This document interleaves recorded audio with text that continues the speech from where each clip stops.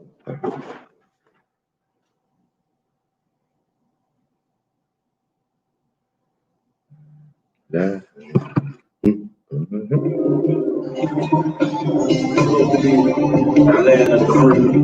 Oh, shit. Got me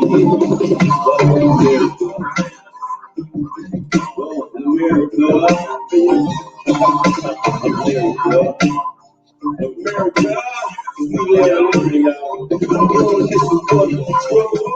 Never better do brother, sister, daddy, mother. Real nigga, father, you better call, better hard. Never start them, come on, in the place you call. You want to fucking wild, and better lie. Make it crib in the whole career. Can't see the lie, yo. You know what you going to do. Go to the one, it's time. Be a man, you all you can. Stop lying and don't believe for other man. Take time by telling them, be a better man. Because watch your brain, the thing you'll understand. A little better man. But on the other hand, you so celebrating, you will be strong.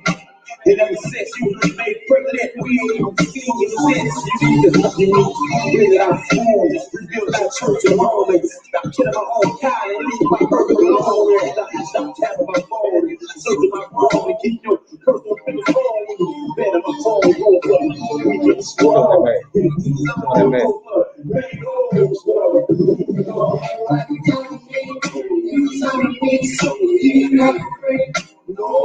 No way.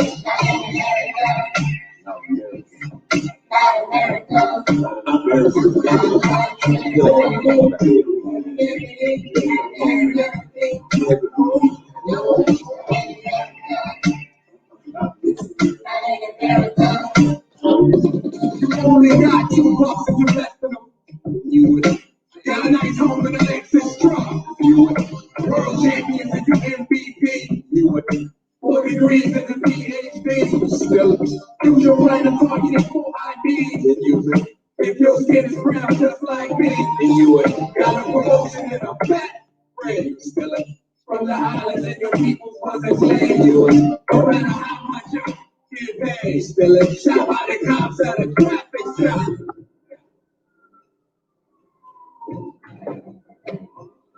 Come on in the room. Birmingham, let's talk it. Hit that like, share it out, tag your homies. Let's go. America's original birthplace. America, let's on your first case.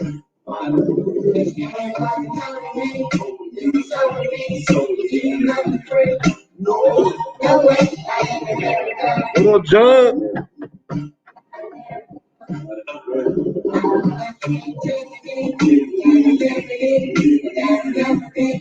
Hey, no way, not America.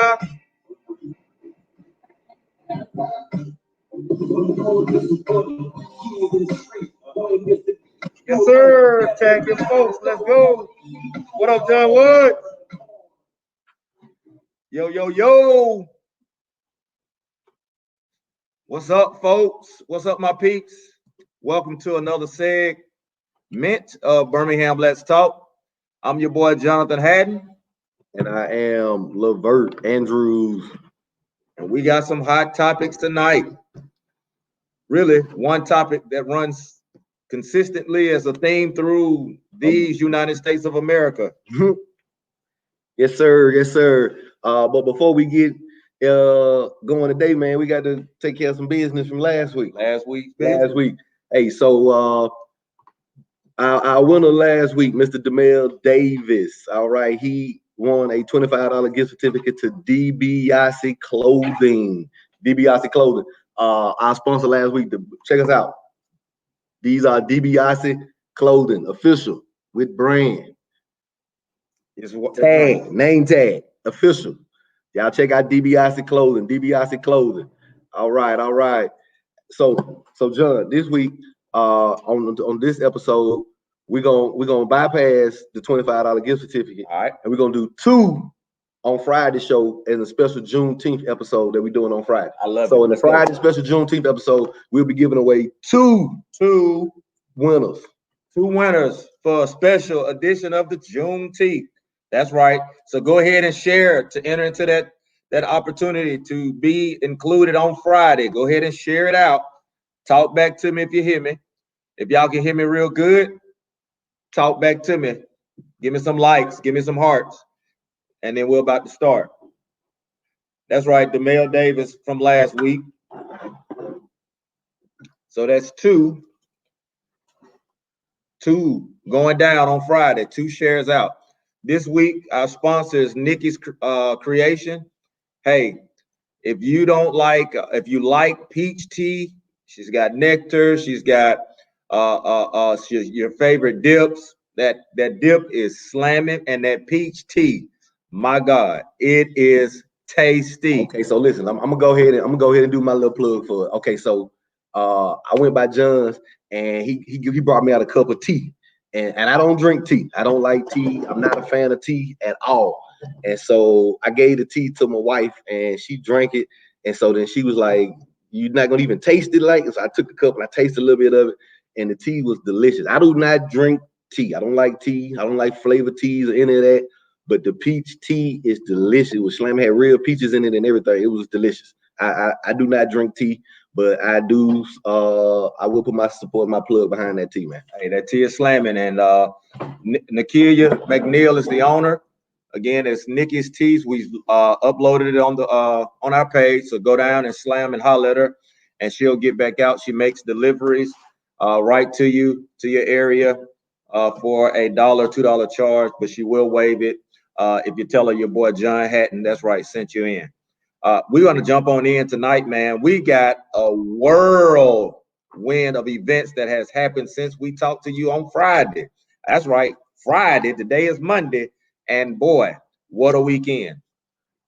Yeah, man. I mean, we're gonna dive right in, man. But like when we were trying to think about a topic tonight, man, how it comes, it's so hard to kind of discuss what's going on because it's like the history of America is just so oppressive, and the racism is so systemic, and you really have to understand American history to understand how the black man's role plays in American history. It's really not the same as this American dream that is often told. Freedom, the land of opportunity, liberty, hope, and freedom, and all that pursuit of happiness. For us in America, that has been a struggle, Absolutely, and very different. Like Trick said in the song in the intro, my America is just a little different than their dream that they tell about. He said, "My country, tears of thee." But it's no place for the black man to experience liberty. And let me tell you, uh, first of all, shout out to Thomas Beavers. Woo. Shout out to Thomas Beavers and Pastor Chris Erskine of the Movement Church. If you have not checked out their lives, do so. I've shared them on my personal page. I plan on sharing them to the Birmingham page. But shout out to 98.7 for having those pastors on this week. It was an amazing episode. So Thomas Beavers, Chris Erskine, and it seems that everybody's Bert is talking about racism, systemic racism, and how does the black man fit into this picture, and what is the white man's role in this picture. And one of the things that I'm believing and what I'm seeing is that there is unity on the common theme of it's time out for racism in America. I'm seeing not only in America, you got Germany, you got the world protesting against injustice. You have the world protesting against racism of any shape or form. But we're going to talk about how it affects us right here in these United States of America. Well, man, listen. So, thinking about how we were gonna come out tonight, man, I was listening to. I remember years ago, man. I don't even know what year that movie came out. It had to have been in the late '90s, 96, 7, something. American History X. There was a movie called American History X, and I don't know if you remember the movie. What up? What up? What up, boy? Shalom. It was a movie called American History X, and in the movie, it was about a young white kid who becomes radicalized by some white supremacists and skinheads. And he goes to jail and he changes his political thinking, his ideology of white supremacy, and the whole movie is about his conversion from a middle American white kid to the head of this skinhead organization, to going to jail, and his conversion back to understanding that, man, racism is pretty much just a plan of Satan. It's just evil. I mean, it's just dumb. I mean, when you think about that movie, and I see you, Henry, it is a crazy movie. If you've seen Higher Learning, if you can think about the role the white guy Remy played, that's right, Remy. If you can think about that role times 10, you'll get to American History X. So this show tonight is titled American History X. That's right. We need to X out the history that has been told by one side. And that's the problem, because you have a one-sided narrative of this country. So if you don't mind, I'd like to give you a brief synopsis of how this thing started. But I can't do that without telling you about the framers and how they designed the Constitution. And Bert's going to pick it back and come back with that 3/5 Amendment compromise for you. So check this out. This country was started in the 17th century, 1700s, right? But before we get to a war, before we get to a constitution, we have predominantly white, wealthy men who control the narrative of this country.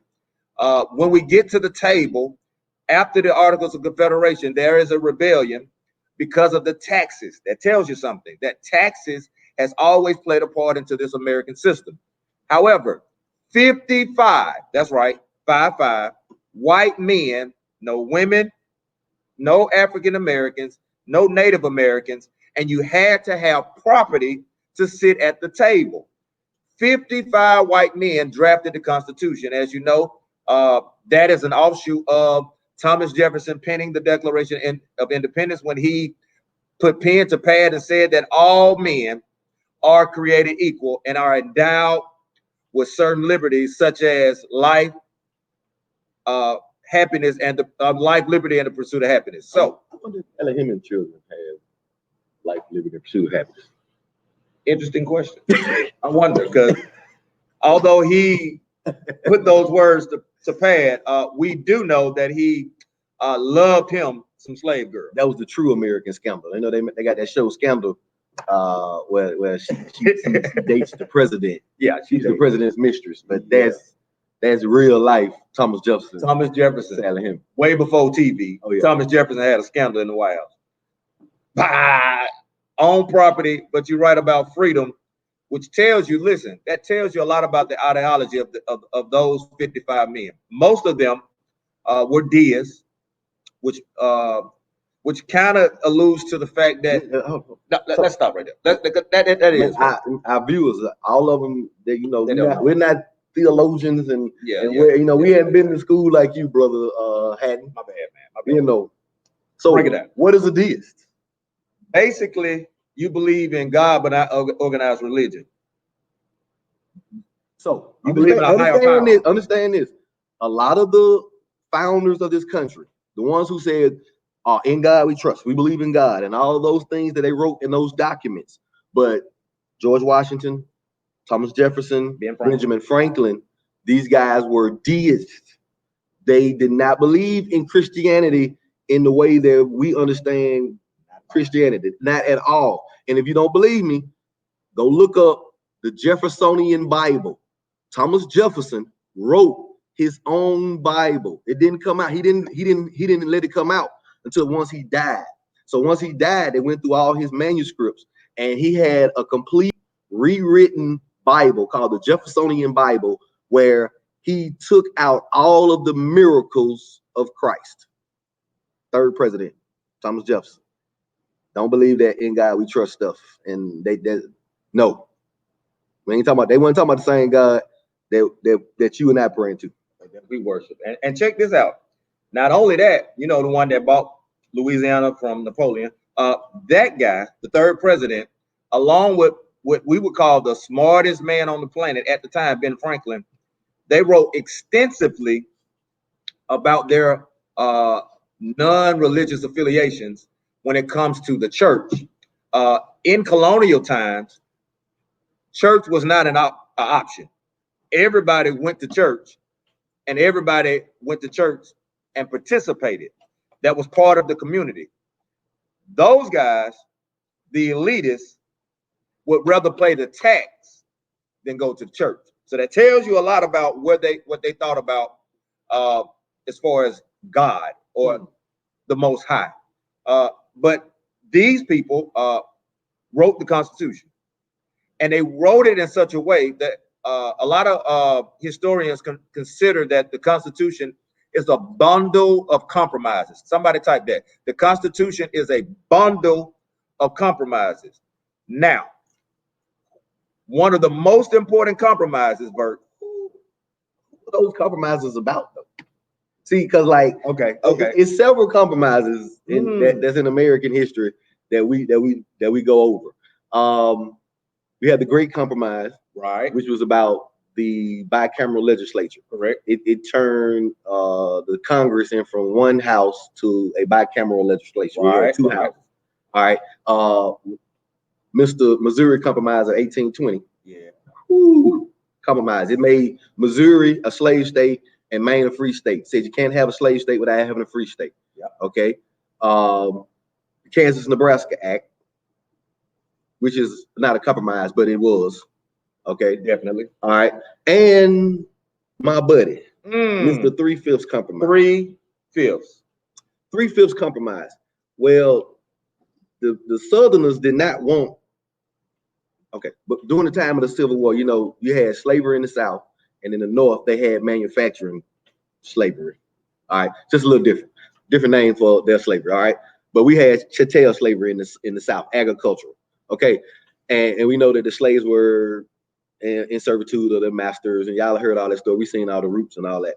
If you took Cole Andrews at Midfield, you saw Roots every year. Well, you watch that thing every year. I love it. It was great.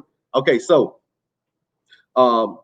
understand they had slavery in the South. So the slave owners were trying to get more political gain in Congress. All right, but they don't want to count their slaves as people. So they don't want us to be counted as humans. So what they said was they came up with an agreement. They said that they would count the slaves as the 60% of the slave population would count toward the Southern count in Congress, because each state gets U.S. representatives based off the state's population. So they were saying, we got all these slaves in our state, so we want to count them somehow. We don't want them to be humans and count them in our population, so they might think that they're equal to us. That's right. So they said, what we'll do is we'll make it 60% of your slaves. We'll count them in your population. And if you know any math, 60% is just a common fraction of 3/5. So that's where the 3/5 compromise come in. It was based solely off of tax purposes. So when the people talking about, man, it's our flag, it's about Confederate, it's about heritage, it's about states' rights and about economics. Well, you got to understand, you are the economics. Yes. You are the money that they're talking about. You are the property. You are the 60% of their tax vote that they were talking about. And so Africans, Americans, blacks, Negroes, whatever you want to call yourself this decade or this century, were only counted as 3/5 of a human being, not even a full human being. And we got to understand that mind frame of thinking is still in Americans' fabric. It's still in America's fabric. Because it's a foundational piece of the fabric.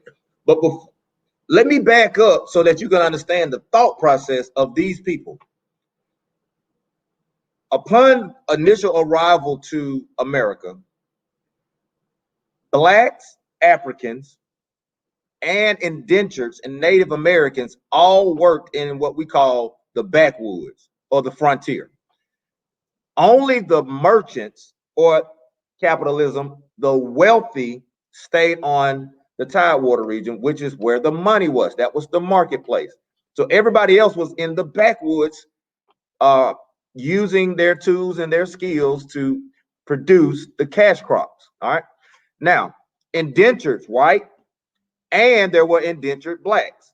For the first 30 some years of this place's existence, they worked side by side and were viewed by those in the Tidewater region as the same. They didn't look at them any different. So when you understand what I'm about to tell you is in 1640, write that down. Somebody tag that 1640, the infamous John Punch case comes up where there's one black indentured, two white indentured who decide that it's time to bail out and throw the master the deuces.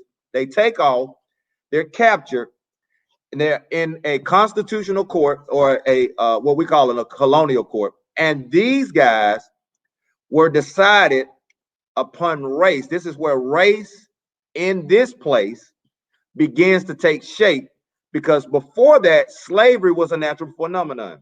But what the court said in this decision was that they added years to the two white indentures. They made the black indentured a lifetime of servitude. The first slave. So this is where the narrative John Punch. John Punch, 1640. 1619, indentured servants, blacks and whites, Native Americans working in the field together, everybody working together. These three decide they're going to run together. One black, two whites. They decide they're going to run together. When indentured servitude, John. So when you're indentured servant, some people would come over, some Europeans would come over to the United States and they would work for a company or work for a merchant or somebody, work for 7 years. And after that 7 years was over, they would get their papers and they would be free. They become a citizen of America or the colonial, whatever part of whatever colony they were in. They become a citizen of that region after 7 years. And so you had blacks who would do that and whites. So Mr. Punch and his two counterparts, they ran away from their servitude before their time was over. And when they were captured, they added, I believe it was 14 years. 14 years to the two. They doubled their sentence. So they added 14 years to the two white guys' servitude and made Mr. Punch the first slave in U.S. American history. Serve the X. Because what I want you to understand is before that, blacks, Native Americans, and poor whites all worked together in harmony. The rich looked at them all the same. Does that sound familiar? Because when you look at America today, it's literally economics and race are like cousins. And so what you see with the John Punch case is, one, the criminal justice system never intended to view the darker hue as a citizen. Fast forward to that. That's where you get the infamous Dred Scott case. Compromise of 1820 reversed. Exactly. Dred Scott became free, moved back, and basically the court said, no, you can't come to the court, bro. You are not a citizen of these United States of America. And that's because he was a black man. And because of his particular case, slavery continued. But I want you to understand something. They knew about slavery. They knew about race, because when they wrote the Constitution, it was to be abolished in 1808. That's right. 25 years after the Constitution was written, slavery was no longer supposed to be in existence. When I say slavery, I'm talking about the slave trade. No more coming across seas. Britain had already, or Europe had already abolished it. America is 1808. So from 1808 until the end of the Civil War, you have basically illegal slaves coming into this port because they did not want to stop their money system. If you don't believe that, go look up the Clotilda. Yes, sir. Mobilla. La Mobilla Bay. It is believed to be the last slave ship to come into the United States, the continental United States, in Mobile, Alabama. Africa Town. And AL.com recently put out a an article on what we now believe as the last living slave at that time. Before that, it was a guy named Cujo. If you want to know a little bit about these people, I dare you to check out Bullwhip Days and read some of their memoirs and some of their narratives. The slaves were recorded through the history, and those stories will give you an eye-opening experience to what slave life was like. Because understand this, this is where we get this divide coming. Most slaves were treated kindly by masters, big masters. The person who did all the whipping was one of us, the slave driver, or the poor white who got next to the master and became the master's slave driver. Those are the people that led the slave. That's who most of the brutality came. The slave man master looked at them as property and didn't want to kill them all unless they rebelled against the master. Let me tell you another uncommon or another myth that we believe to be true about slavery, and it's just the same like I was talking about on the last show about churches. Everybody think that all churches are mega churches, and they talk about pastors and pastors taking all the money and they are rich. Well, for the majority of the part on slavery, the large plantation idea of slavery that we know, those were very far and few in between. Most slave, it was like a family would own a slave or two, kind of similar to what took place in all the way up to still common. People still, it's black people still working Mountain Brook as maids and different things and servants. And I remember one of my first jobs I ever worked was at the Mountain Brook Country Club working valet. And it was a different world for me because I had never seen anything like it. But these people are real maids and butlers, and like take care of folks. And we got a comment here. Well, go ahead. We see you, James. Go ahead. Christianity is the part of slavery. Do we want to go ahead and tackle this tonight? Might as well. Okay. It is a part of slavery, but however, it is not the white man's religion. That's a myth. I'll just go ahead and debunk it right now. Christianity is not the white man's religion. It was founded in Africa, bro. The whole book is about Africa. Can't be. The whole book is about Africa. Can't be the Middle East myth. The term the Middle East that they keep throwing around, that's a European term that did not come around until the mid 1800s. That's not a term. That's North Africa. It's called Canaan. That's Northern Africa. It's Canaan. The whole Bible is based out of Africa. Africa. The Egyptians were practicing Christianity 300 years before the Romans ever met at Nicaea.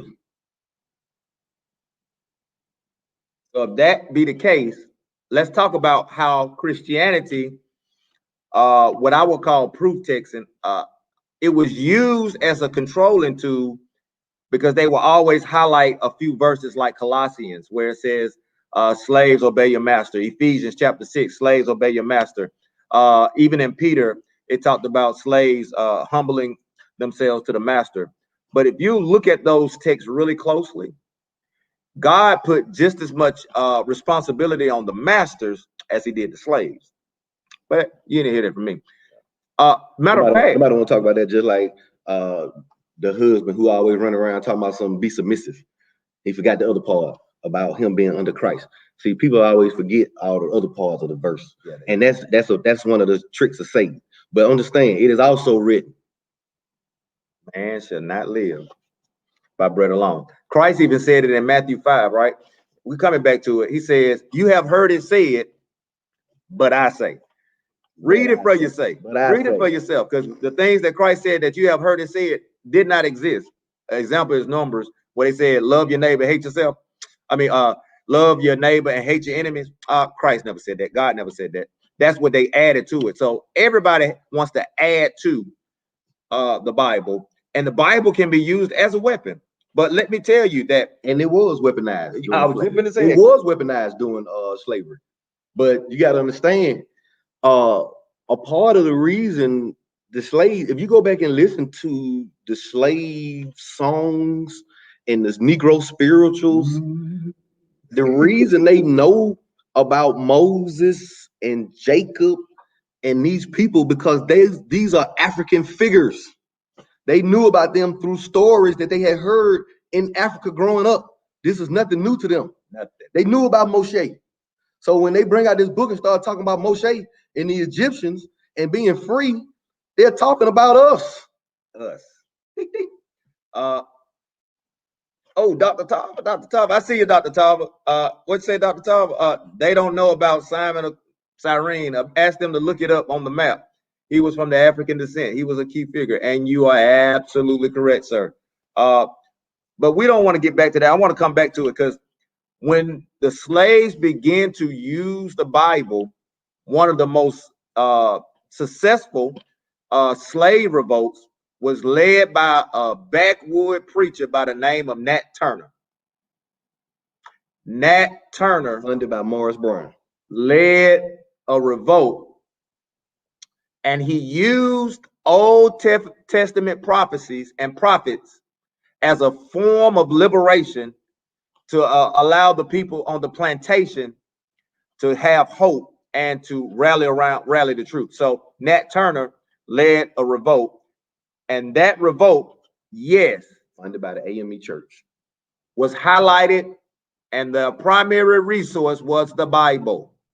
Okay, so let's start debunking these myths, and that is one that we need to debunk. I got another one. In the Bible, the first person to convert to Christianity in the Bible was an Ethiopian man. He was the first person in the Bible to convert. Say he was coming back from Jerusalem. He saw them standing there praying. He started talking to them about the book because he knew about the scroll. He was talking to them about the word, and he accepted Christ right there. He took Christ back to Ethiopia right there in the book. In the book. How is this? How you gonna tell me that's a? I'm sorry, I want to yell. How you gonna tell me that's a white man religion? Acts chapter number 8. If you need a. How you gonna tell me that's a white man religion? Acts chapter number 8. That's Go look at Ethiopia. Ethiopia got the oldest church, oldest Christian church in the world. It's in Ethiopia. He wants to know his name. It didn't give us his name. It said that he was a eunuch in the court of Candace. Go look up Candace. Acts chapter 8. He was a queen. She was a queen of Ethiopia, and he was a eunuch in her court, which means he was a high-ranking official. Yes. All right, and he is the first convert to go back. And there is one of the oldest churches in America today. One of the oldest forms of religion is the Ethiopian Coptic Church. Research it. It still has, well, I'm not going to get that. I'm not going to get radical tonight, but look at it. Ethiopia was the only country to withstand Islam in the 600s. When Islam swept northern Africa, Ethiopia was the only country to withstand Islam. And Ethiopia was the only country that was not fully colonized by Europeans in Africa. Ethiopia, the only one. Where the Bible said Paul founded Christianity after God gave him his sight back. You telling me something? Did Paul ever say that he founded Christianity? We know Paul started churches. The church was birthed not with Paul. The church is birthed in Acts chapter 2 with Peter preaching the first sermon, the Pentecostal sermon that we know of as the first church. The church was birthed in Acts chapter 2, where Peter stood up and the Holy Spirit, with the power of the Holy Spirit, Peter stood up and preached to the men. And the Bible declares that 3,000 souls were saved that day. And so, not to try to navigate into that religious part, but we did want to ask you a question, and we're coming back with that one. But let's come on back to racism. If you got questions, if you got something you want to know, want to discuss, as it deals with this systematic part of racism, and where does this ideology come from? Come on, drop your name, drop your question, and let's talk. So, Bert, you said that a few compromises were part of America's fabric, right? You also said that with these compromises, we can see how the ideology of the white privilege exists. How does this play into the Civil War? Because I hear people talking about the Civil War wasn't fought over slavery. I've heard some radical things like it was fought over trade. What was the cause of the Civil War? Well, it's always, I tell students when we watch movies, anytime you watch these black movies, these black history movies, And a lot of times kids like to watch the movies when the black, because it'd be funny when you had an interaction between the blacks and the whites, and they want to see that part. But the interesting part in the movie is when there are no black people in the screen and the whites are in the room by themselves and they're talking. That's when you need to start paying attention, because that's when they usually start talking about you. And you got to be able to understand what's going on. So when you want to understand the mindset of the Southerners or the Confederacy, all you have to do is look at their paperwork. So you got to go to their Constitution. What did their Constitution say? Well, their Constitution said that slavery would exist forever. It didn't say that. First of all, you could not change the Constitution. They made it so that you couldn't change it. What you do is, But then they said that slavery would exist, and you could not change or alter somebody's attempt to property or change take their property away from them. Right. And property was you. You are the economics. We were the slaves. We were the ones who we were their property. We made them money, a lot of money, lots of money. Free labor, NCAA style. Free labor, yeah, definitely NCAA style. Understand this, my brothers and sisters. Check this out. The Civil War was really nothing new. They knew a war was brewing. It had been brewing by the term of manifest destiny. That's why they fought so hard to maintain a balance with the addition or the admission of states. As the United States grows from 13 colonies and it spreads out to the west, white Southerners wanted to make sure that as states come into the Union, that if you have a free state, you also have a slave state to keep the balance.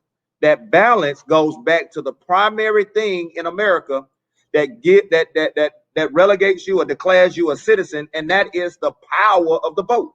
Okay, so understand that as the country moved west, that's where the balance of power started to really take shape. So by the time Bleeding Kansas, by the time we get to 1858, 1859, we've already had several debates about this issue.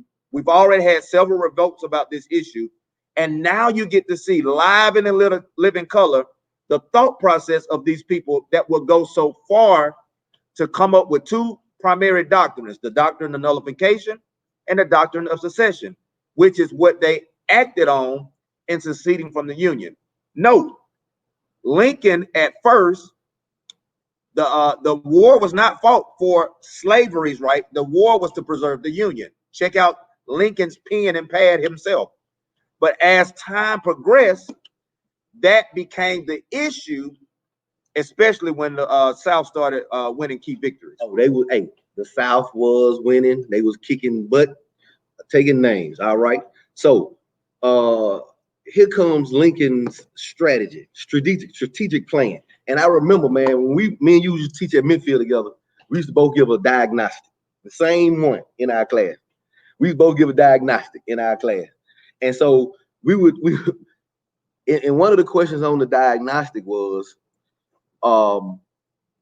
this ended slavery. All right. And it's a common myth. I've even seen it miswritten in books. This is one of the most misquoted things in history around the Civil War time. People think that Abraham Lincoln freed the slaves with the Emancipation Proclamation.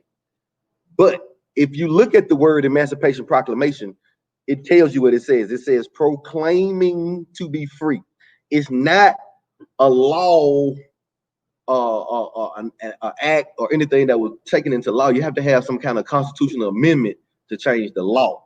And so the Emancipation Proclamation, issued on January 1st, 1863, was a war strategy. The Union, America, was losing, and he needed somehow to get some leverage. And so what he did was, check this out, he freed the slaves in the South. Well, he's not the president of the Confederacy. They got their own president. Jefferson Davis is the president of the Confederacy. They got their own country. They got their own constitution. They doing their own thing. They got their own money. So he freed the slaves in the part of the country or the part of the world where he'd have no control over. He didn't free slaves in the North, where they still had they had some slaves in the North, various places, and they had a lot of slaves in the border states, Kentucky, and some of those states that did not succeed nor join the North or the South. They just kind of remained neutral. And they had slaves in them. He didn't touch any of those slaves. He didn't free those slaves with the Emancipation Proclamation. Not one. Nor the North, nor the border states, just the southern states, which he had no control over. So it was a straight war strategy. And when he did it, a lot of the slaves from the South, with knowing that they got the Union Army behind them and the president behind them, they began to just walk off farms and start walking to the North. And a lot of them joined the Union Army. Lots of them.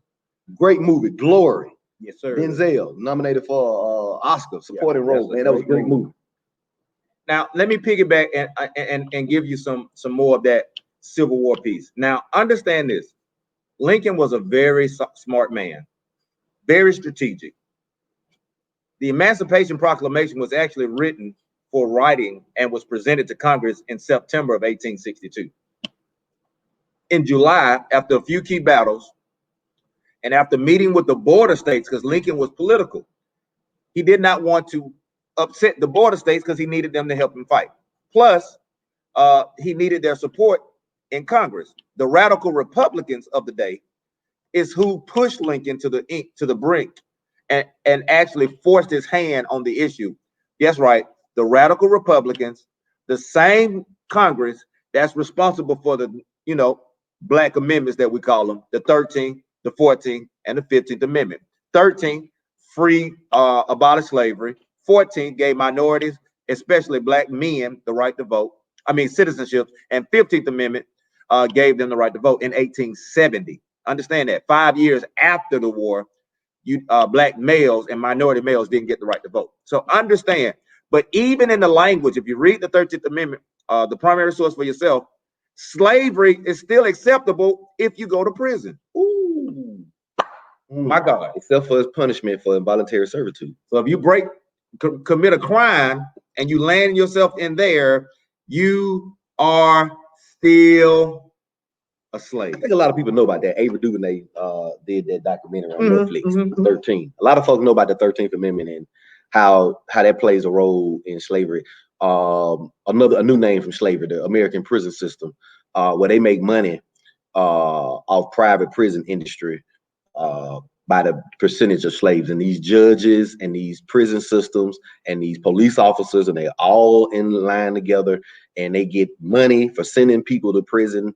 They get grants and all these different things to lock us up at enormous rates, and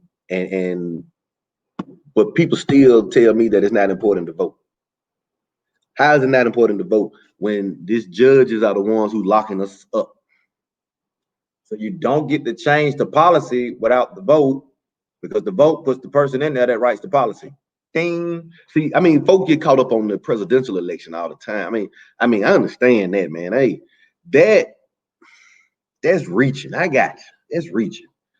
But we have to understand how to control things around us. And I said this once before, man. I know personally like 6 judges. They all went to the same high school. What school is that, Bert? B. Ramsey IB High School. They all did. Like real talk. William Bell, like Tracy, the twins, Reggie. Come on, man. It's a lot of judges down here from the Ramsey, baby. But anyway, so take what he's saying. Listen to what he's saying. Slavery was replaced by the penal system, the penitentiary system, right? And you can go check it out. 13th, it came back on Netflix. But moving on. So, because a lot of people say it wasn't fought over slavery. We can debunk that really quick. But if it wasn't about race, here's the system. Here's where you see the system again. If it wasn't about race, why is it that Jim Crow came up after the Civil War, where you now take the rights that I just got and you put me almost back to where I was, and that a war, the most deadliest war on American soil, 620,000 Americans died in that war fighting for race? That's the question I got to ask for you, America. Why, if it's not about race, did we go into a 50 to 60-year period of Jim Crowism where you now make your dubious laws for me to vote, right? I can't even walk on the sidewalk with a white woman. And some of those laws are still on the book. I want you to know that.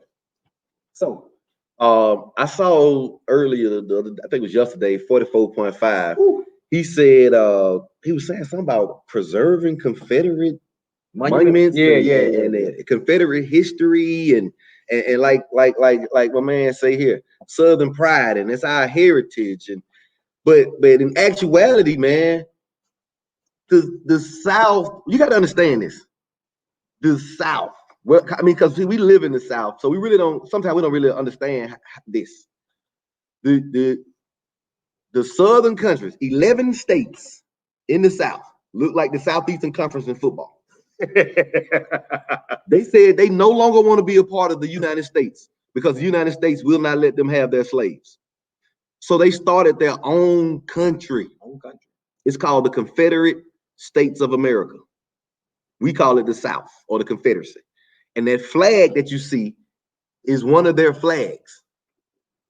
So how can the United States president say it's okay for people who decided they no longer want to be a part of America, and they went to war and fought over the right to no longer be a part of America? Why should we uphold that history? When did the loser begin to tell the history? Why should we uphold a loser's history? Number two never tells the story. Nobody talks about Bama when they lost and got blew out. They talk about Clemson. I'm just saying. I thought you were talking about that Miami game. Oh, well, they ain't been back yet. They got one championship later. But I'm serious, y'all. Check this out. That tells you a lot about the system and the systemic issues we have.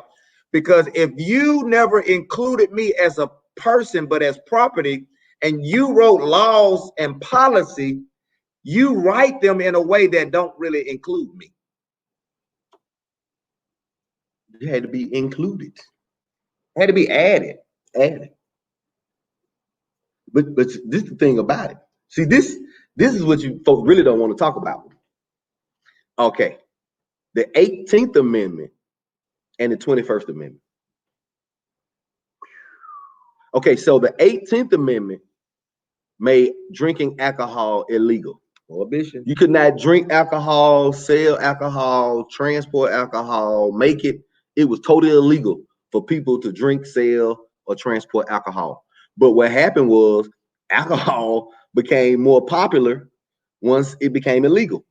And if we saw the rise of crime and the mafia and all these guys that we know from the Italian mafia and all these bad guys we know about, that's when they became famous doing bootlegging. If you remember the movie Life, when Martin and Eddie went all the way to Mississippi to go get some liquor, that's called bootlegging. And the reason why they drove all the way to Mississippi to take it back to New York, because alcohol was illegal in the United States during that time. All right, so crime was so bad that they changed the 18th Amendment and they made the 21st Amendment to change it back to make alcohol legal. Let me say that one more time for y'all. So the 18th Amendment made alcohol illegal. Mm-hmm. So the 21st Amendment made alcohol back legal. Okay, so the 13th Amendment made slavery illegal. The 14th Amendment made black people citizens. The 15th Amendment gave black people the right to vote. So they could make an amendment to change all of that and wipe all that clean off the book. Very much so. Oh, okay. That's all I was talking about. Very much so. Now, understand this, guys. When we talk about systems, you got to understand that systems are so deep and interwoven into the fabric of this society. We're talking about the economic system. We're talking about the criminal justice system. We're talking about the penitentiary system, which is a part of the criminal justice system. We're even talking about the political systems. And so when you have all of these systems that are crafted and designed for a certain group of people, you got to understand that if you were never included, or if you were never part of the systems, everything that you do is against the system. You are opposed to the system because the system was designed against you. That's why you have this thought process that it's okay to kill us, because it's always been okay to kill us. It's okay. Just another brother. Check out what Miss Mocher said there. Even if it's about heritage, why would you be proud of that? The Germans aren't running around celebrate the Holocaust. Very good. We taught you well, girl. We taught you well. You want to tackle it, man?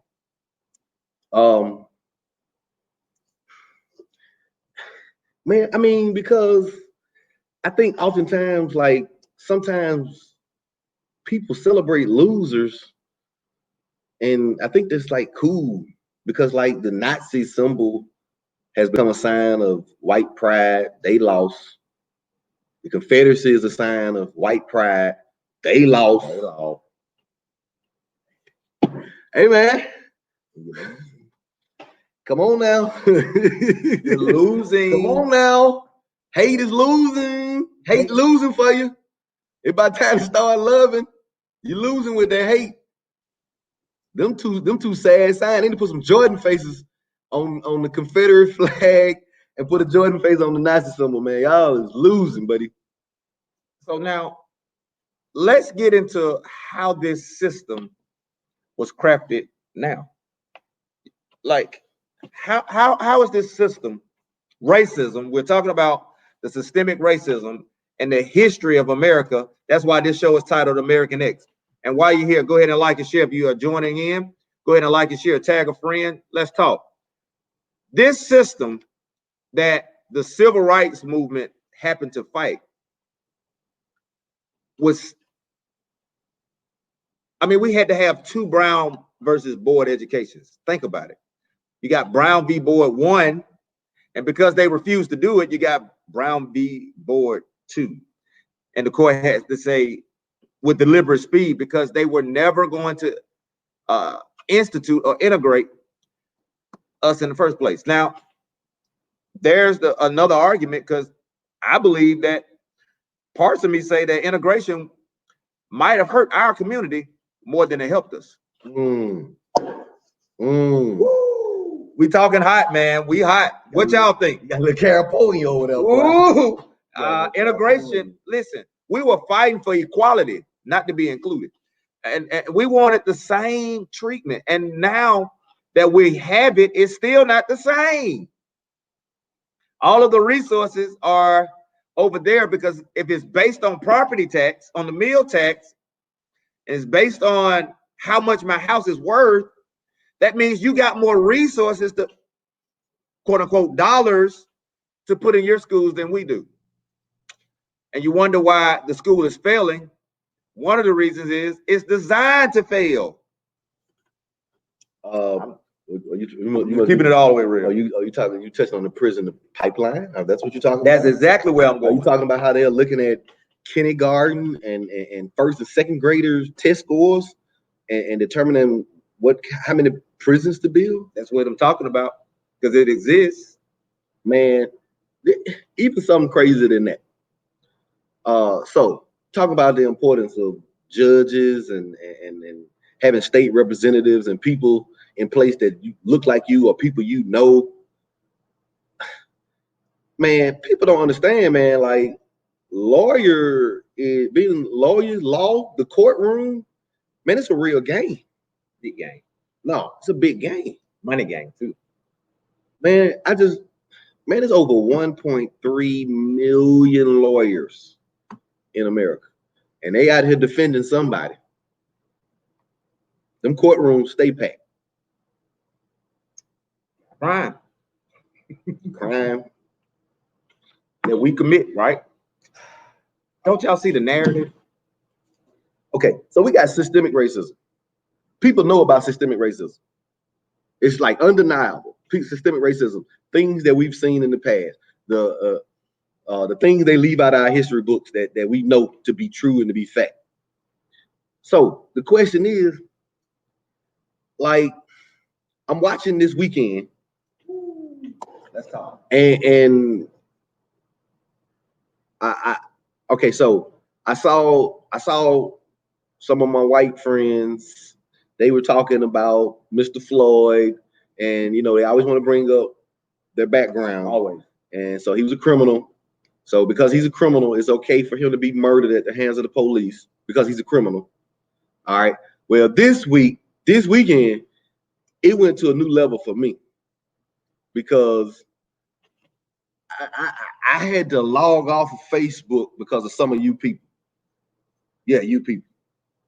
Y'all, man, if you think a man deserves to be murdered because he's drunk, hey, unfriend me on Facebook.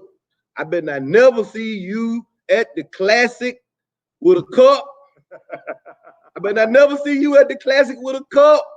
I saw y'all talking about that man deserved to die because he was drunk. He was drunk. He might have killed somebody on his way home. Man, y'all, hey, y'all folk know y'all, man, y'all ain't Uber just started a few years ago. Y'all ain't been taking Ubers home. I bet not see you at the classic. I bet not see you at the classic with a drink. I bet not see you at the classic with a drink. Talk about tailgate, right? I bet not see you at the classic with a drink. Come on, man. How y'all gonna talk about that man deserved to die because he was drunk?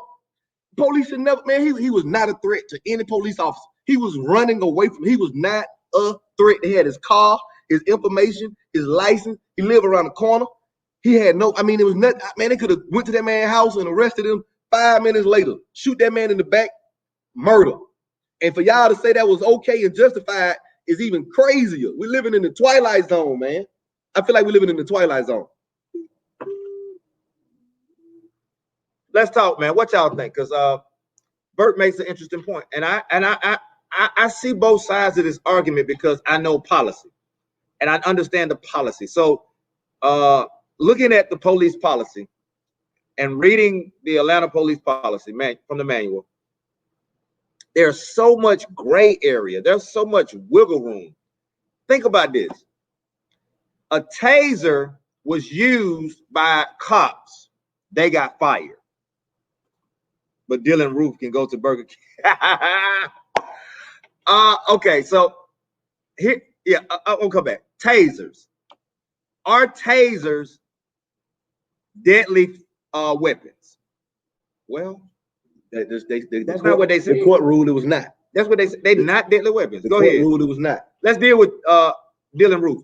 See, I look at the policy. So Dylan Roof committed a crime in a church. Prayed with them people. Prayed with them, and then murdered them. Blew their brains out right there. Point blank range. Now, here's where, because allegedly the criminal justice system is case by case. It's not the same in this way right here, Matt. He was captured away from the scene. But I still believe deep down in my heart that if they capture him in that church, he walks out. They took him to Burger King. Man, Buddy walked out of the movie theater in Colorado. He shot all them people. He did, and they took him right on in there. My point, which is, I think he still walks. So that's the problem. I believe because racism is so deeply rooted in the heart, it blocks your judgment where you would give a pass instead of giving some peace and love. I've seen plenty of times, and since we're talking about it, I've seen plenty, maybe even self-incrimination here, plenty of where intoxicated, sleep at the light, sleep. I mean, everybody on here done fell asleep at the wheel somewhere parked. So don't say that like you're like I'm by myself. If I ain't by myself, y'all know. Fell asleep, police come up, knock on your window. Are you okay? The first thing they're gonna do is smell the alcohol. You can't hide that. But guess what they will do? That's why I got to give a shout out to Birmingham. It's community policing. Hey, park your car, call you somebody. Hey, can somebody come get you? Hey, especially if you got an open container, hey, give me that. Man, I've seen people under arrest. And go home. Hey, you need somebody to call somebody to come get your car. we gonna let them drive your car home. Come on, man. So the reason there's no compassion is no compassion because they just don't feel as though you're human. It goes back to that 3/5 things, man. It go back to the you my property. It go back to staying in your place. It go back to trying to remain status quo. It go back to make America great again. It go back to trying to be backwards, man. Alabama backwards. All this police reform going on. Everybody talking about police reform, and Alabama talking about not allowing body cams on police cameras. Man, we moving away from that Alabama. Nobody want to hear that Alabama. Right, Matthew. Alabama. Listen, man. What do y'all think? And we got your question coming up, Kirk. What do y'all think? Should the public, the citizens, be able to see the body cam when police involved killings take place? How long should it be before the public sees that? And does that interfere with the investigation? Holla back. That's one of the questions. But let's get to Brother Curtis, I do believe. Curtis Johnson. Yes, sir. You take that one, Bird. Okay. Do you feel like a lot of those killings can be stopped if people just stop and think? I feel like a lot of people try to push the boundaries and just start an argument, not siding with the cops, but it's respect at the end of the day. You're taught that as a child. Ooh, that's heavy, bro. That's heavy. That's heavy. Okay. I guess I'll sting at it. Yes, I think you're right to a degree. But here's the thing, respect goes both ways. And when you pull up to the car, if you already don't respect me, because the reason you don't respect me, because you expect me to act like one of them. Now, I'm not going to sit here to act like we don't do ignorant stuff. But what I'm talking about is this man had a full-blown conversation of 30 minutes where he asked, just let me walk home. Where's the compassion and concern? Christian? I mean, hey, that's where respect starts. See, but the thing is, man, and let's go and be honest, man. Some of these guys got jobs that they shouldn't have. They got lackluster training, minimal training, poor training. And man, I always talk about, I'm fearful and I just want to make it home. I mean, hey man, Robert Townsend said in Hollywood Shuffle, it's work at the post office. It's work at the post office. If you so scared, man, go home. Hey man, we don't need your scare yourself on the job tonight, man. Go home. It's work at the post office. It's the public should be considered public record. What's your thoughts on that, Bert? Let's talk. I think we done hit a nail. Should the body cam footage be visible to the public? Holler back at us. What you thought? Man, I'm all for transparency. There it is. I'm all for transparency. What are you hiding? Exactly. What are you trying to hide? Hey, Rodney King was the first reality TV star, long before reality TV, long before camera phones and all that. And all four of them walked. All of them. Live on TV. And I think, because I've talked to a few of my friends who, in law, and I talked to a few people around the circle. And one of the things that keep coming up is how we act. I get that. But this is what I'm saying right here. If you respect me in human terms, why is it that every time we're unarmed, we get killed? Because some people are like, well, white people get killed by the police too. Yes, but they sure go home a lot more than we do. Why is it that we get shot in the back? Why is it that we can't go home to our kids? Why is it that I got to teach my son, who's 16, how to act when stopped by the police? Keep your hands up so they can see them. Turn on your light. Why do we have to have these conversations?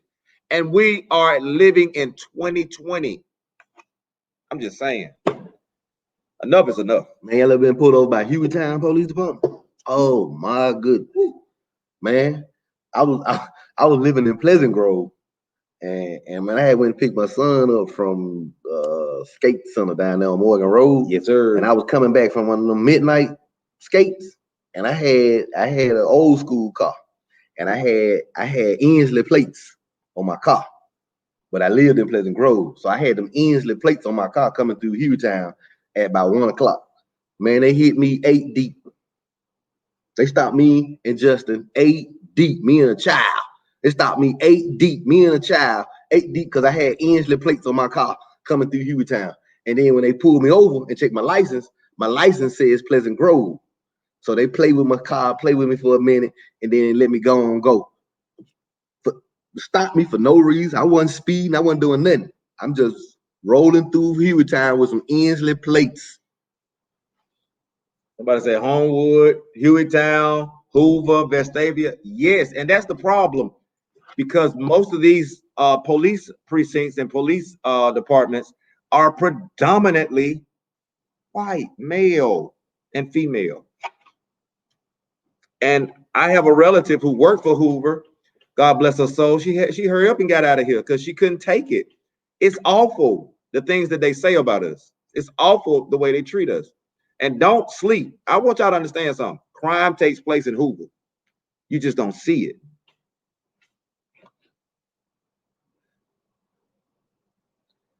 So what y'all think, man? What y'all think? I mean, hey, this right here, man. I love Birmingham, but there's some new policies that got to be put out, man. And I mean, hey, another thing, man. I told you, like, hey, we got to stop giving excuses for the police. We need better training. We need police reform in this country. You got to understand the systemic issues that's going on. We're not saying that there aren't things that we need to do. Yes, we know crime is a problem in our community, but understand that black on black crime and police brutality are the same, not one and different. You can't say, oh, what about black on black crime? Black on black crime and police brutality are one and the same. They are the same thing. They all are part of systemic issues that we have in this country. Real talk. And so as y'all kind of take in what we're saying, I want y'all to think about this clearly. What are the policies when it comes to the police that need to change? I think one of those policies is they need way more training than them few months they get.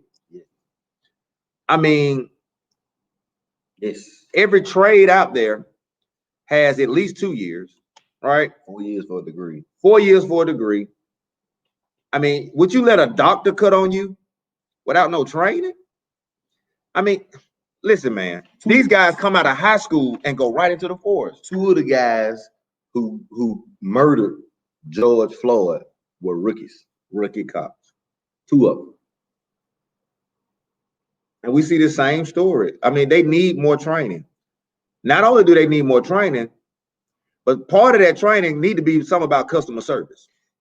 It's the only police officer, only business where you get training after you do something. Like most folks, we get trained up front. Right. You got to go to school, you got to get trained up front. But they got all these sensitivity courses after they kill somebody or after, what I'm saying, we go to court. I mean, we need upfront sensitivity training, race relations training. We need a total police reform in this country, man. We tired of the slave catcher mentality. Literally, that's why the police was really created. But we're gonna get into a whole other story. Listen, man, out of high school, brain still developing, and you put a firearm in his hand, and you give him power. And a lot of people just not ready to handle that power. So we have to have some kind of redirective and reflective training that teaches them, that trains them on not to shoot first and then ask the question. Now, don't get me wrong. I understand that there are situations where you have to shoot. But if someone is running from you, they can't be a threat to you. But this is out though. Check this out. Check this out. We just talking now. We just talking. Ain't nobody here but me and you. All right, so we just talking. So check this out. Me personally, I'm from Birmingham, Ensley, West Side, Central Park, 44th Street. West Side. Fairview. Hey, there's no way I would move to like Locust Fork and say I want to join the police force. No. Or move to Coleman and say I want to join the police force. So why do these folk move to Birmingham and want to join the police force? You know what I'm saying? You want to patrol and control our communities. Your job is to protect and serve, but all you do is aim. Big problem. And shout out, I think that's one of the reasons Birmingham's police is really kind of pretty top notch, man. I mean, we do a good job, but you got people that come from other places, and a lot of times they're retired from a place, or they've been fired from a place, or retired or resigned from a place for the same conduct. No, this guy had 18 citations. What happens if on 16 we say, hey, we're gonna take you off the streets? You need more training. You need cultural sensitivity training. And the report was he was aggressive towards minorities, not white people. He was aggressive towards minorities. I like that. I like that. Well, yeah, we need some better background checks. That's a good one, dog. Yeah, because it's a lot of white supremacists. It's some far right extremists that are joining, and that's an issue. Hey, vet them. More than just that psychological test you give. I aced it, but I'm just saying, vet them. Check out their social media. I know you go to the community and you ask about them, but the FBI does a really good job about vetting the police that they hire on, because they go and get to the root of it. Who are your folks? What you've been doing? What you were like in high school? What you were like as a person before they just bring you on board and put a gun in your hand and a little power. Wouldn't you rather the police know you and they don't know folks? Wouldn't you rather have people patrol your community who know you, Absolutely. Who look like you, who know the community, who are part of the community, who care about the community, not somebody who comes in just to take from the community? A few years ago in Ensley, those houses was being burnt, and they came to find out it was Birmingham police officers who did not live in Birmingham and were not from Birmingham, were in the community burning up houses. That's a good one right there. I think that is the part of the understanding that really needs to take place, because when you're a police, you got to understand, we know you have power, but understand that your power utilized in the wrong way makes your power null and void. Hey, we need more of you to resign. Atlanta had 19 officers quit today because of Mayor Bottom's news conference today. We need more of you to quit. We need more of you to resign. Minnesota had some resign. Minneapolis, we need more of you to resign. Go to the post office and get a job. You don't want to protect and serve. You just want to do and. We don't need you in our streets, in our communities. Go back and patrol your communities. Patrol and control that. We don't need you in our community. This is a good one. If they were required to do community service in the areas where they will eventually work, they will get to know the people and not be so quick to kill people they have socialized with. If they don't know you, they don't care about you, and that's it. My pastor always told me, people don't care how much you know until they know how much you care. That's important role of police, because when you know people, you know if something's wrong with them mentally, socially. You know them. And a lot of the police we have here in Birmingham, we went to school with them, so they know us. So if I'm taking off running, he's not going to shoot me. He could come to my house and get me. I'm calling them. It's some good BPD. I'm calling them before. Hey man, your buddy behind me, would you please call him? Get him off me. So yeah, we now we're getting on a little bit on the radical end, but Black Power, baby. We need to police our own communities. They don't care because they don't know us. Exactly. Now I'm gonna push the envelope right there, Casey, because that's a good one, and we need to kind of dig there for our next segment as we get ready to kind of shy away on this one. Hey, check this out. We can't police our own communities if we have the no snitch code. When you know a criminal and he kicking it at your house, then kill somebody. Then there was a hit and run in midfield. I know somebody know that person, but guess what? They're not gonna turn him in. It starts with us. And I know you might call me a sellout, but that's okay. Because until we care about our communities ourselves, we can't hold nobody else to care about our community if we don't care about it. Man, nobody will never care till they hit their house, man. It's never an issue with anybody until they hit your house, you know. So that's how it always is. I mean, come on, man. We hire criminals, we know them, saw them, and we won't say nothing. And then before long, they kill somebody else, and then we're looking at, and you know what? Now you want to blast them on Facebook. No, we should have said something before, because the Bible says that to know what to do and to not do it is sin. Period. James. If you know what's right, you know that this person has killed somebody and harmed somebody, taken somebody's brother, somebody's uncle, somebody's son away from their family, and you house them. We can't start community policing or policing our own communities until we get this no snitch code fixed. That's my take. Police to speak up too when they folk do wrong. Yeah, that's another one, Doc.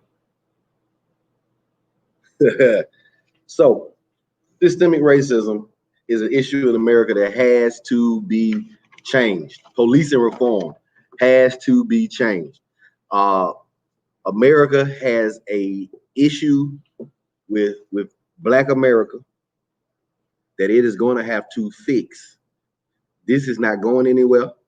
We're not going back anywhere. I told folk today, we are in year one. And you can debate whichever year, and we can talk about whatever year, but we know that the first 20 came in 1619. And 400 years is up. We in year one. And everybody got 20/20 vision. And people seeing with a clearer lens through a different vision. And the days of old is over. It's over. We're not going back. COVID has opened our eyes, and it's now exposing all the darkness, because whatever's in the dark, once exposed by even a beam of light, it now becomes visible to everybody. Ain't nothing new, y'all, under the sun. And so this will continue, because this is what America has. This is what they built their house on. They didn't build their house on Christ. They built their house on racism and money and greed, profits over people. And that's the reality that we live in. So as we get ready to close this thing out, why don't y'all drop a comment on where you want to attack? Because I want to make sure that I wrap this up with what's coming up this weekend, because Juneteenth Friday is this week. Now I'm gonna sling this out there. Tell them what it is, man. Juneteenth. So basically, in a nutshell, Juneteenth comes through the lens of post-Civil War, where slaves on the West, primarily in Texas, did not find out about their freedom until after the Civil War in 1865. Once the unions began to make their ways to the West, it became known that slaves had been freed years ago. A lot of those slaves stayed on the plantations, but many of them began to seek that newfound freedom. And immediately upon their seeking their freedom, they were lynched, murdered, or killed by Westerners, white Westerners, that is. And get this, Juneteenth then become a holiday of celebration to the slaves until 66. But I'm going to lean on this fence right here. I believe that we ought to push for the policy to have Juneteenth as our 4th of July. Not only our 4th of July, but a national holiday. Nike has already made Juneteenth a paid holiday. All right, understand, that's how MLK holiday started out. It started off with certain people making it a paid holiday. Certain companies started making it a holiday, and then eventually Ronald Reagan signed it into law that MLK Day, the second Monday, third Monday in January of every year is Martin Luther King's birthday. We need to go ahead and make this push to make Juneteenth a national holiday. National holiday, day off, paid. If you want to try to start making things right, America, let us celebrate our freedom on the day you gave it to us eventually. You know, you do everything slowly. We were not free during the 4th of July. Still slaves in the land of the free, in the home of the brave. When they was celebrating their freedom from Great Britain, they were still enslaving us. Again, 1865. And you know how they got their freedom? How did they get their freedom? Rioting and looting. Boston Tea Party. They dressed up as Native Americans, went on ships and threw all the tea into the water. They destroyed the property. They destroyed the property. They were rioting and looting. That's how they got their freedom. That's how this country was founded. That's the American way. Oh, America. The Boston Tea Party is one of the most celebrated events in American history.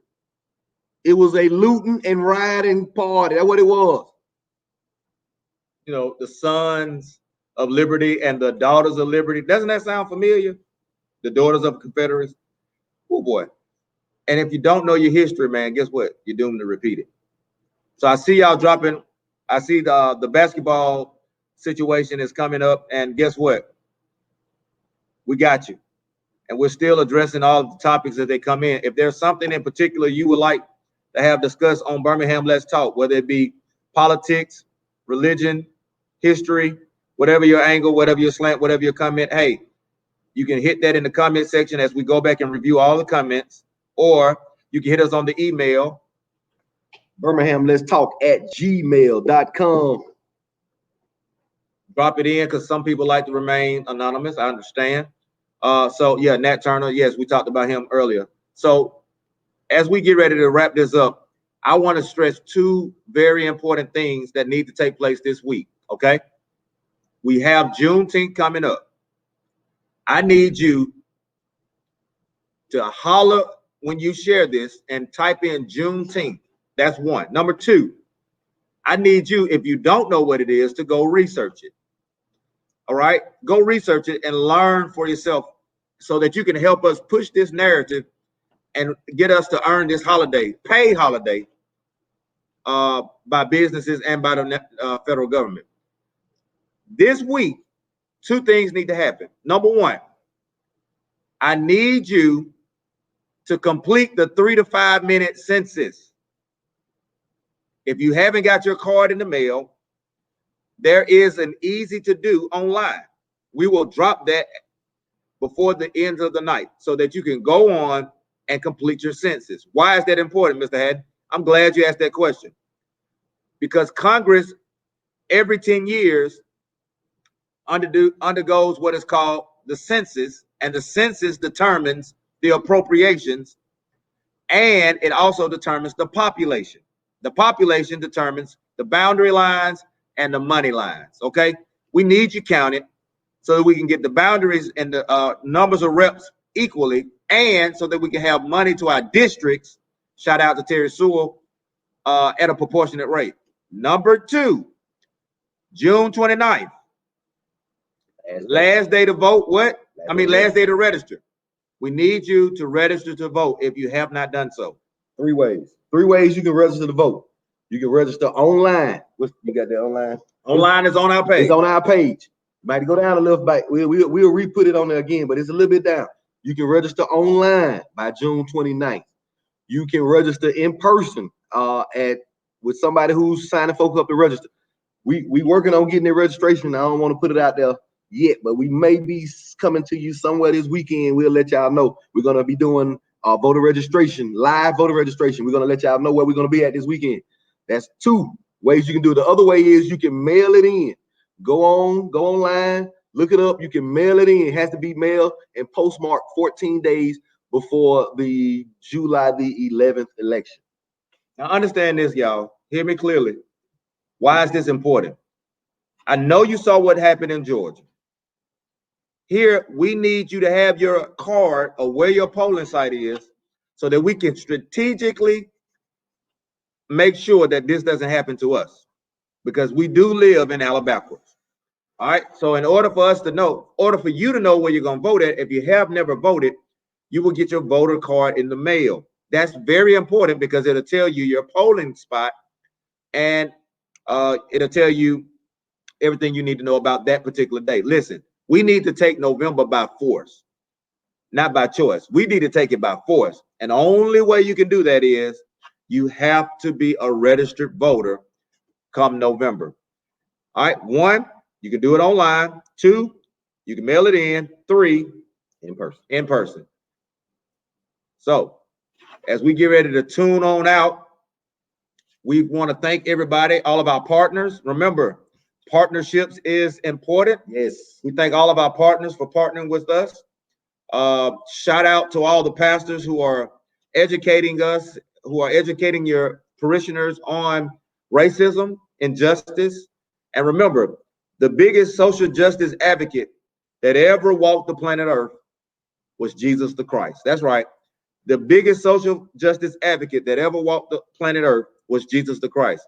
He came to save the oppressed and the downtrodden and to set the captives free. So that is why social justice is important. You can't take social justice away from the gospel narrative, because the gospel is simply the good news of Jesus the Christ. In our closing remarks, let me tell you one thing is, I love Birmingham and I love you. Pastor J. Pastor J, baby. All right, so as we get ready, I want to pray for you before you go. So if we can pray before you go, that would be great. Heavenly Father, in the mighty, mighty name of Jesus, we thank you for this day. We thank you for this hour. We thank you for this moment. God, I ask right now that you would allow every viewer and everyone who has been connected to us, that's right, Birmingham, let's talk, God, that you would shower them with nothing but the best, nothing but your choice blessings. Yes, Lord. God, we lift up every grieving heart to you right now. We lift up every mourning soul to you right now. We lift up our mayor. We lift up our leaders. We lift up our superintendent. We lift up our principals. We lift up our families, our communities, because God, you said that if your people would pray, you would heal the land. In the mighty name of Jesus, we ask that you forgive us for anything we said, done, or thought. And in the mighty name of Jesus, we ask that as we go forth on tomorrow, that the Holy Spirit will empower us to be the love force, a walking billboard for Christ. It's in the powerful, precious name of the one who saved us. His name is Jesus. And we say amen.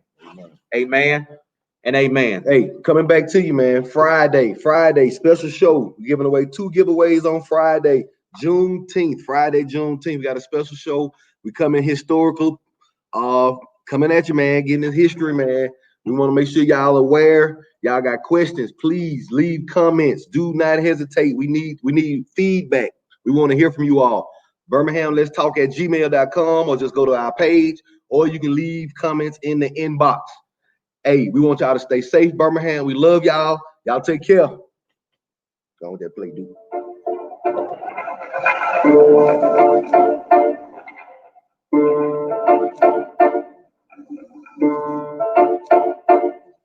The scene, young girls, 13 years old, exposed to see too many told me got moved. Lost in his home, holiday got rain. She say the name of this new world autumn will experimental in agriculture. Overseas, drain, assassin, insurgencies, ain't not in romance. The fucking clothes like me, white trains like gay, drinks like bugs, and slavery, without the trace of with red pipe eyes. Those I know like they had back, but they know